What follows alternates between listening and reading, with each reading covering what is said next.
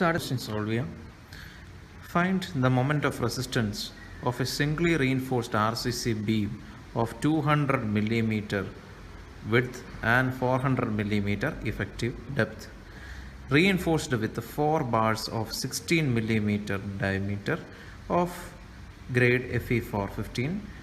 Use M20 concrete. ഇത് again ഒരു analysis question ആണ്. ഇത് നേരത്തെ ചെയ്ത പ്രോബ്ലം പോലെ തന്നെ നമ്മളിതിനെ ഡീൽ ചെയ്യണം. ആദ്യം ഇങ്ങനെ ഒരു ക്വസ്റ്റ്യൻ കിട്ടിയാൽ എന്ത് ചെയ്യണം? ഫസ്റ്റ് ഫിഗർ വരയ്ക്കുക.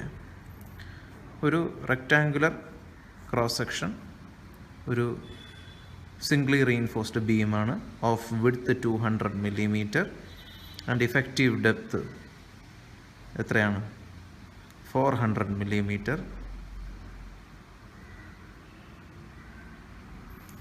ഇനി എത്ര ബാറാണ്? 4 bars ഓഫ് 16 mm ഡയ ആണ് തന്നിരിക്കുന്നത്. 4 bars ഓഫ് 16 mm ഡയ ആണ് തന്നിരിക്കുന്നത്. ഓക്കെ, ഇനി മറ്റു ഡീറ്റെയിൽസ് എഴുതുക. Yield strength of steel is 415 Nm/mm². Strength of concrete is 20 Nm/mm². Okay, so analysis ചെയ്തു തുടങ്ങാം. ആദ്യം ഡെപ്ത് ഓഫ് ന്യൂട്രൽ ആക്സിസ് ആണ് കണ്ടുപിടിക്കേണ്ടത്. Depth of neutral axis XU is equal to 0.87 Fy AST divided by 0.36 FCK B. ഇവിടെ Fy അറിയാം, FCK അറിയാം. Width of the beam is 200 mm. AST കണ്ടുപിടിക്കാം. B is 200 mm. AST എത്രയാണ്? 4 bars of 16 mm diameter. എത്രയും mm². Substitute ചെയ്യുക. 0.87 into 415 into 4 bars of 16 mm dia 4 into pi by 416 square divided by 0.36 into FCK 20 into width 200 mm. ഇത് substitute ചെയ്ത് solve ചെയ്യുമ്പോൾ എത്ര കിട്ടും? 201.7 mm. ഇതാണ് depth of neutral axis.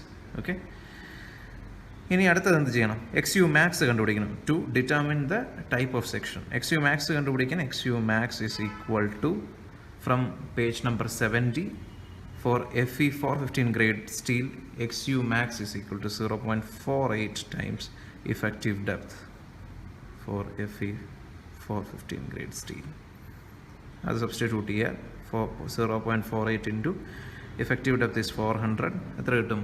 192 mm². അതും കിട്ടി. ഓക്കെ, ഇനി എന്ത് ചെയ്യണം? Now compare XU and XU max. XU is greater than XU max. So here, since XU is greater than XU max, എന്ത് സെക്ഷൻ ആണ്? This is an over reinforced section. Over reinforced section. നമ്മൾ already പഠിച്ചു. Over reinforced section ഒരിക്കലും ഈ equation of finding depth of neutral axis applicable അല്ല. അപ്പോൾ for over reinforced section നമ്മൾ actual depth of neutral axis കണ്ടുപിടിക്കണം. Okay, so since for over reinforced section steel may not have yielded,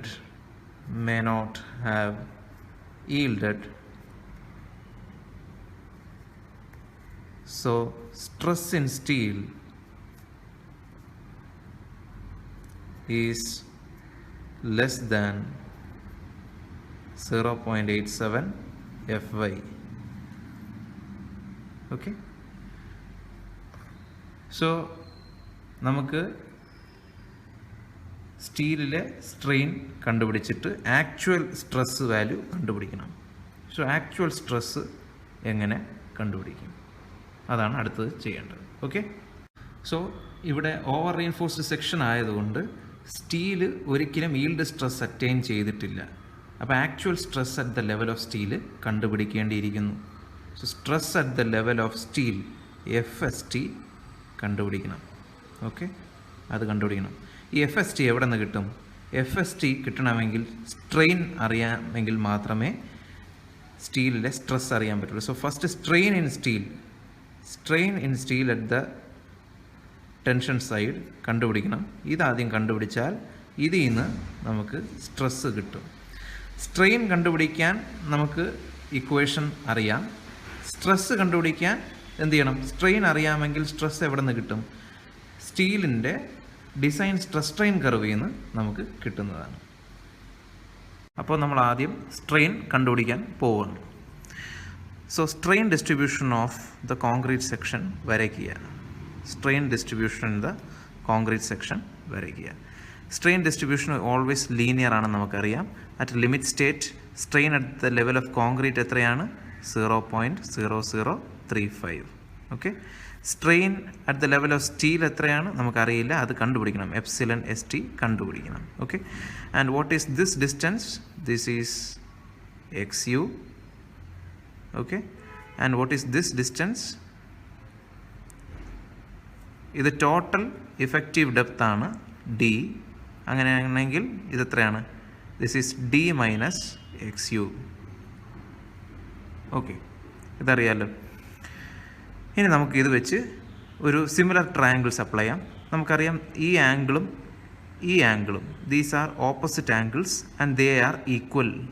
ഇത് രണ്ടും equal ആണെങ്കിൽ tan of these angles should also be equal. So tan of this angle എത്രയാണ്? 0.0035 divided by XU, opposite side by adjacent side. So tan of this angle is 0.0035 divided by XU ആണ് ഈ ആംഗിളിൻ്റെ tangent. ഇനി അടുത്ത ഈ ആംഗിളിൻ്റെ tangent എത്രയാണ്? Epsilon ST divided by D minus XU. Epsilon ST divided by D minus XU. Okay, so ഇതിനെ rearrange ചെയ്ത് കഴിഞ്ഞാൽ ഇത് രണ്ടും ഈക്വൽ ആണ്. Tangent of this angle is equal to tangent of this angle because this angle is equal to this angle. Okay, ഇതിനെ rearrange ചെയ്യുക. So we will get epsilon ST is equal to 0.0035 into D minus XU divided by XU. Okay, so ഇതിൽ നിന്ന് epsilon ST or strain at the level of steel കണ്ടുപിടിക്കാവുന്നതാണ്. ഇവിടെ നമ്മൾ ഏത് value of XU ആണ് എടുക്കേണ്ടത്? So assume, നമുക്കിവിടെ depth of neutral axis അറിയില്ല, അത് കണ്ടുപിടിക്കേണ്ടതാണ് അല്ലേ? അപ്പോൾ അസ്യൂം ചെയ്യുക. എത്രയാണെന്ന് പറഞ്ഞ് അസ്യൂം ചെയ്യണം. Assume XU is equal to, നമുക്ക് ഡെപ്ത് ഓഫ് ന്യൂട്രൽ ആക്സിസ് ഈ ഇക്വേഷൻ ഉപയോഗിച്ചപ്പോൾ ഈ ഓവർ റീൻഫോഴ്സ്ഡ് സെക്ഷനിലെ ഡെപ്ത് ഓഫ് ന്യൂട്രൽ ആക്സിസ് 201.7 ആണ് കിട്ടിയത്. ഓക്കെ, പക്ഷേ XU മാക്സ് എന്ന് പറയുന്നത് 192 mm² എന്ന് പറഞ്ഞാണ് കിട്ടിയത്. Since this is an over reinforced section, ഈ XU തെറ്റാണ്. ഈ XU ബാലൻസ്ഡ് സെക്ഷൻ ആണെന്നും നമുക്കറിയാം.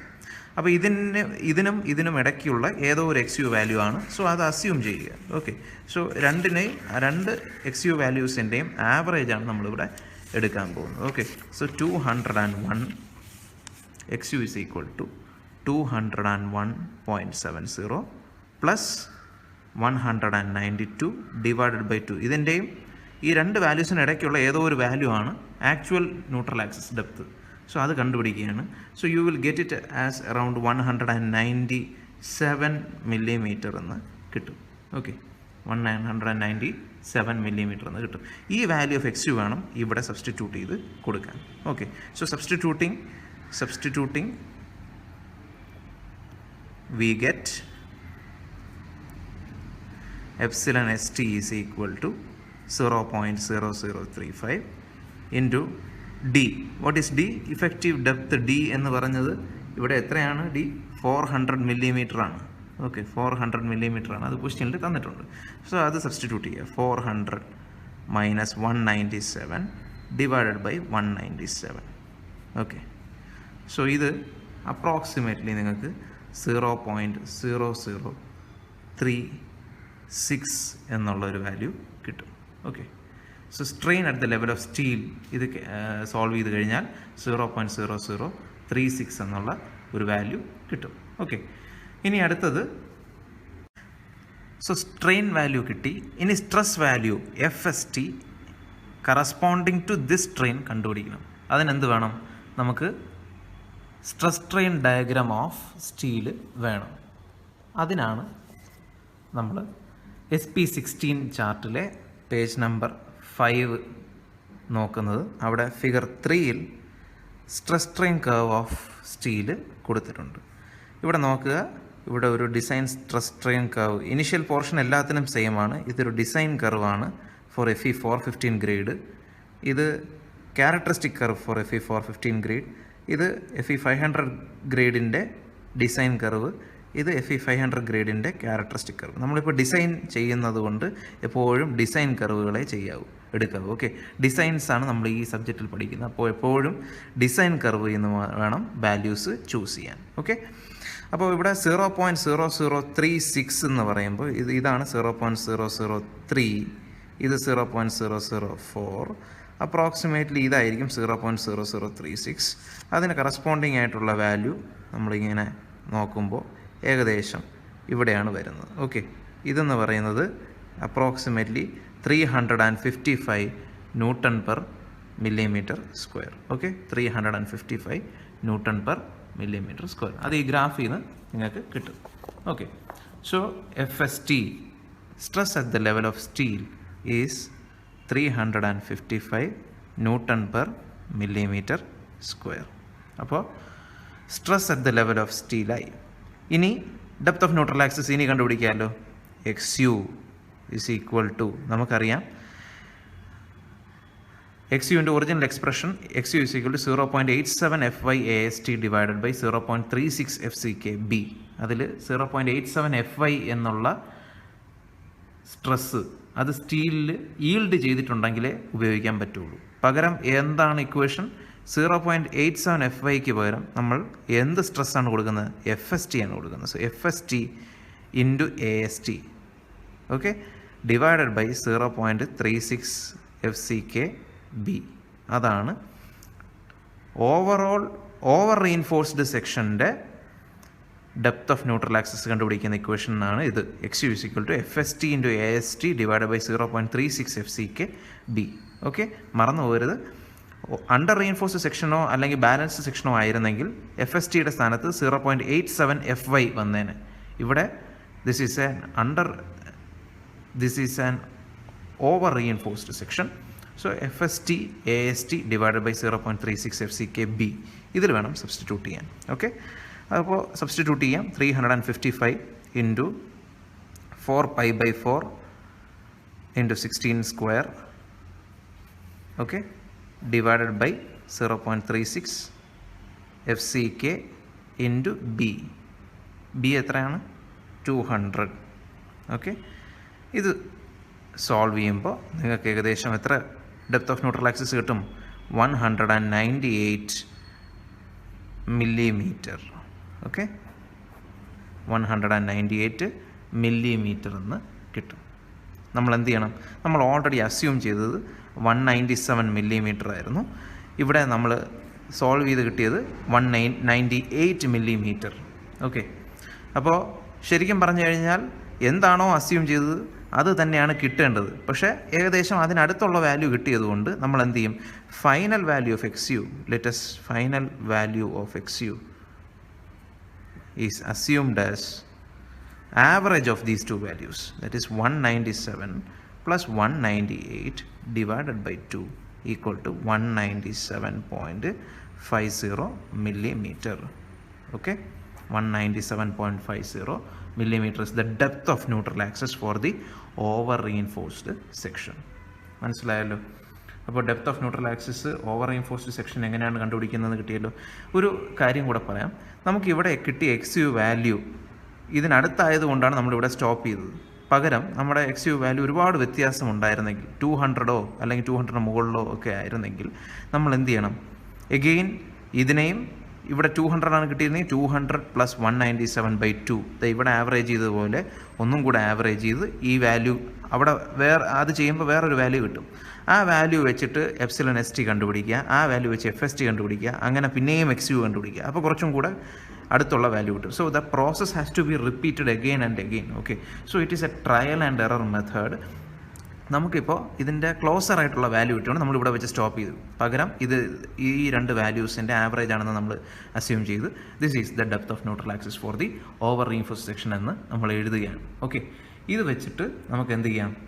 നമുക്ക് അൾട്ടിമേറ്റ് മൊമെൻറ്റ് ഓഫ് റെസിസ്റ്റൻസ് കണ്ടുപിടിക്കാം. അതാണ് ക്വസ്റ്റ്യനിൽ ചോദിച്ചിരിക്കുന്നത്. Okay, ultimate moment of resistance for this section is EMU is equal to compressive force into lever arm അല്ലെങ്കിൽ tensile force into lever arm ചെയ്യാം. ഞാൻ compressive force into lever arm ചെയ്യാം. 0.36 FCK BXU into D - 0.42 XU. പകരം tensile force into lever arm വേണമെങ്കിലും ചെയ്യാം. Tensile force 0.87 FY അല്ല, FST ആണ് എടുക്കേണ്ടത്. FST into AST into D - 0.42 XU. മനസ്സിലായല്ലോ? അപ്പോൾ ഞാനിവിടെ കംപ്രസീവ് ഫോഴ്സ് ഇൻറ്റു ലിവർ ആമിൽ സബ്സ്റ്റിറ്റ്യൂട്ട് ചെയ്ത് ആൻസർ കണ്ടുപിടിക്കുകയാണ്. 0.36 into 20 into width is 200 into 197.5. Okay, 197.5 okay into D എത്രയാണ്? 400 മൈനസ് 0.42 ഇൻറ്റു 197.50. ഓക്കെ, ഇത് സബ്സ്റ്റിറ്റ്യൂട്ട് ചെയ്യുമ്പോൾ ഇത് സോൾവ് ചെയ്യുമ്പോൾ നിങ്ങൾക്ക് ഏകദേശം 90 ഇൻറ്റു 10⁻6 ന്യൂട്ടൺ മില്ലിമീറ്റർ എന്ന് കിട്ടും. 90 ഇൻറ്റു 10⁻6 ന്യൂട്ടൺ മില്ലിമീറ്റർ. അതിനെ കിലോ ന്യൂട്ടൺ മീറ്റർ ആക്കാൻ ഡിവൈഡഡ് ബൈ 10⁻6 ചെയ്യുമ്പോൾ 90 കിലോ ന്യൂട്ടൺ മീറ്റർ എന്ന് പറഞ്ഞ് കിട്ടും. So this is how you analyse an over reinforced beam section. So ഇത് പ്രത്യേകം ശ്രദ്ധിക്കുക, ഇത് ഓവർ റീഇൻഫോഴ്സ്ഡ് സെക്ഷൻ ആയതുകൊണ്ടാണ് നമ്മളിങ്ങനെ ചെയ്യുന്നത്. ഓവർ റീഇൻഫോഴ്സ്ഡിൻ്റെ അനാലിസിസ് ആണ് നമ്മളിപ്പോൾ ചെയ്തത്.